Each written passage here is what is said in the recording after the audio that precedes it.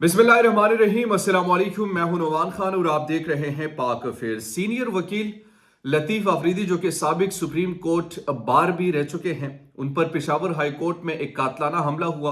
कातलाना हमला किसने किया, क्यों किया, इसके पीछे क्या मुहर्रिकात हो सकते हैं, लतीफ़ अफरीदी की क्या कोई ज़ाती दुश्मनी थी या मामला कुछ और है।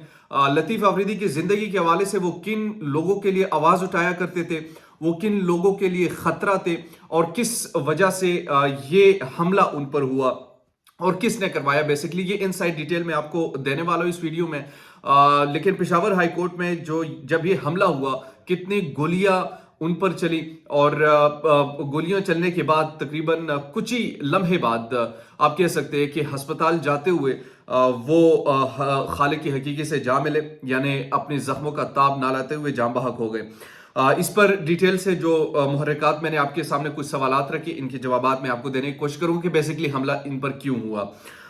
दूसरी फेज में हम डिस्कस करेंगे पाकिस्तान तहरीक इंसाफ ठुस हो चुकी है। कराची में खास तौर पर जो हवा थी, क्या वो हवा किसी ने जबरदस्ती रुख मोड़ने की कोशिश की या फिर पाकिस्तान तहरीक इंसाफ सिर्फ सोशल मीडिया की हद तक मकबूल है, इससे ज्यादा कुछ नहीं। इस पर बात करेंगे।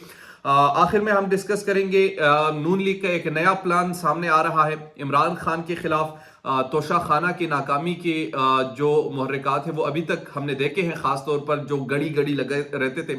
अब उसमें नाकामी के बाद क्या प्लान वो तलाशने की कोशिश करें, तीसरी फेज में हम डिस्कस करें। लेकिन सबसे इंपॉर्टेंट जो इस वक्त न्यूज है वो लतीफ अफरीदी साहब पर हमले की है। ये खबर आती है पेशावर हाई कोर्ट से और पेशावर हाई कोर्ट में वो अपने कुछ करीबी लोगों के हमरा तशरीफ फरमा होते हैं कोर्ट के बार रूम में, और एक शख्स आते हैं, वो अंधाधुंध फायरिंग शुरू करते हैं। लेकिन निशाना सिर्फ एक ही शख्सियत होते हैं, वो लतीफ आफरीदी साहब होते हैं। सबसे पहले इस जो मुलजिम है उनकी तफसीलात मैं आपको फराहम करूं। ये मुलजिम का नाम है अदनान और इनके वालिद का नाम है समीउल्लाह, और ये बतौर ट्रेनी वकील जो है, जिसे हम प्रैक्टिसिंग लायर कहते हैं, वहां पर वो एज अ प्रैक्टिसिंग लायर थे और इन्होंने ये फायरिंग उन पर की है। ये भी बताया जा रहा है कि अभी तक तो खैर इनसाइड जो डिटेल है वो आपको जब लतीफ अफरीदी साहब की पूरी स्ट्रगल के हवाले से मैं आपको बताऊंगा तो आपको समझ आ जाएगी कि इनके कौन कौन से बड़े बड़े दुश्मन हैं जो कि हो सकते थे।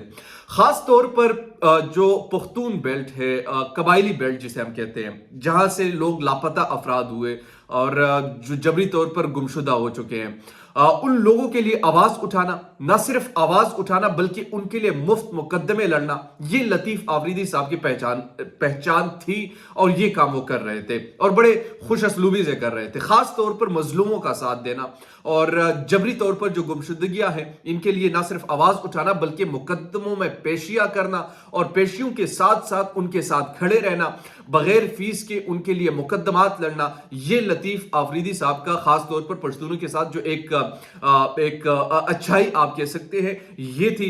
इसके अलावा वो स्ट्रगल किया करते थे डेमोक्रेसी के लिए, वो स्ट्रगल किया करते थे जो गैर जमहूरी कुव्वतें हैं उनके जो इंटरफेरेंस के हवाले से पश्तूनों के लिए खास तौर पर आवाज उठाना, ये लतीफ आफरीदी साहब का पेशा था और इसी पर वो स्ट्रगल ना सिर्फ कर रहे थे बल्कि इसी के लिए हमेशा अपनी आवाज अपने इस्तात के मुताबिक उठाया करते थे। ये सुप्रीम कोर्ट बार के प्रेसिडेंट भी रह चुके हैं और इसके साथ साथ खास तौर पर अगर जिक्र किया जाए इनके स्ट्रगल के हवाले से तो ये हमेशा जमहूरियत और जमहूरी सिविल सुप्रीमेसी के लिए भी आवाज बुलंद किया करते थे।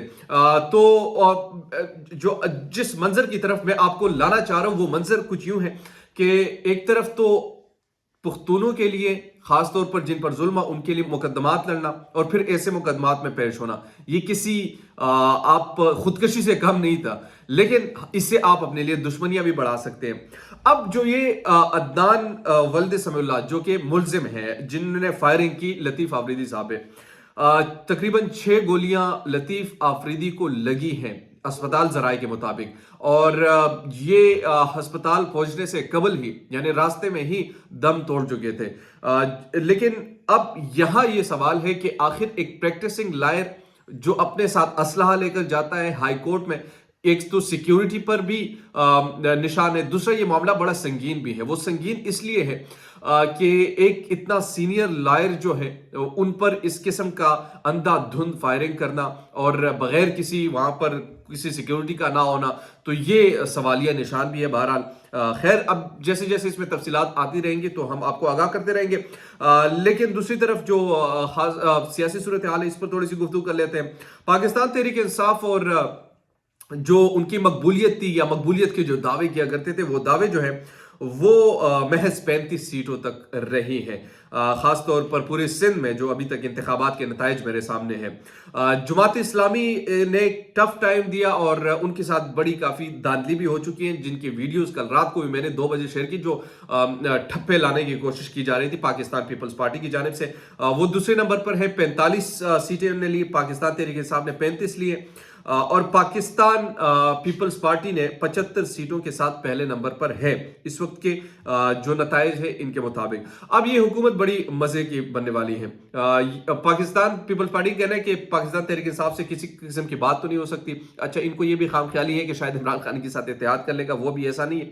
बहरहाल अगर चाहे तो पाकिस्तान तहरीक इंसाफ और जमात इस्लामी आपस में इत्तेहाद कायम करके अपना मेयर ला सकती है कराची में। अलबत्ता अगर पाकिस्तान तहरीक इंसाफ ये काम करे और खास तौर पर हाफिज नईम रहमान को लेके आए तो डेफिनेटली एक अच्छा ये इकदाम होगा खास तौर पर कराची के लोगों के लिए। लेकिन पाकिस्तान पीपल्स पार्टी भी अपनी हद तक पूरी कोशिश करेगी। अभी बहुत सारे ऐसे नताइज है जो कि आना बाकी है, अभी तक नहीं आ सके, और वो ये कोशिश कर रहे हैं। मेरी नज़र के मुताबिक, ये मेरा तजिया अपना, कि पाकिस्तान जमात इस्लामी को शायद वो अपनी तरफ लेकर आने के बाद वो नताइज ऐलान करेंगे और जमात इस्लामी के हक में दे देंगे, या फिर कुछ ऐसा होगा अगर जमात इस्लामी उनके हक में नहीं आती तो फिर नताइज तब्दील करके पाकिस्तान पीपल्स पार्टी अपने हक में कर लेगी और ये अपनी हुकूमत बना लेगी। ये कुछ ऐसा करने की कोशिश की जा रही है। पाकिस्तान मुस्लिम लीग नून का एक नया प्लान पाकिस्तान तहरीक इंसाफ के खिलाफ, खास तौर पर पाकिस्तान तहरीक इंसाफ के जो बयानिया पाकिस्तान मुस्लिम लीग नून ने बनाया था, वो बयानिया कुछ यूं था कि तोशा खाना और गड़ी चोर और पता नहीं क्या क्या चीजें इन्होंने बयान की और लगातार वो लगे रहे 1 महीने तक, 2 महीने तक, लेकिन वो प्लान इनका नाकाम हो चुका है। अब इन्होंने कोशिश ये करनी है, खास तौर पर इनसाइड इंफॉर्मेशन में आपको बता रहा हूं कि एक और नया बयानिया लॉन्च करने की कोशिश की जा रही है। अब इस पर सोचो विचार जारी है। अब तक की सिर्फ यानी कोई ठोस चीजें सामने लाने की कोशिश की जा रही है और यही हो सकता है कि बिलो द बेल्ट कुछ चीजें सामने लेकर आकर और इनको मजीद करेक्टर लेस करने की कोशिश की जाएगी। बहरहाल करेक्टर लेस करना इंसान की बस की बात नहीं होती, जब तक कुदरत नहीं करता तो इंसान कुछ भी नहीं कर सकता। आप चाहे जितनी कोशिश कर ले, जितनी मर्जी कर ले, अगर कुछ होना होता तो मेरे ख्याल में अब तक हो चुका होता। लेकिन बहरहाल ये अब तक की इत्तलात थी। लेकिन सबसे जो दुख भरी खबर है वो लतीफ़ अफरीदी साहब की है, वो अब हम में नहीं है। इनकी ज़िंदगी के हवाले से मैं आपको नेक्स्ट वीडियो में बताऊंगा कि पूरी एक स्ट्रगल है इनके, उस स्ट्रगल के हवाले से मैं आपसे डिस्कस करूंगा। दीजिए पाक अफेयर से मोहम्मद खान को इजाज़त। अल्लाह ने कहबान।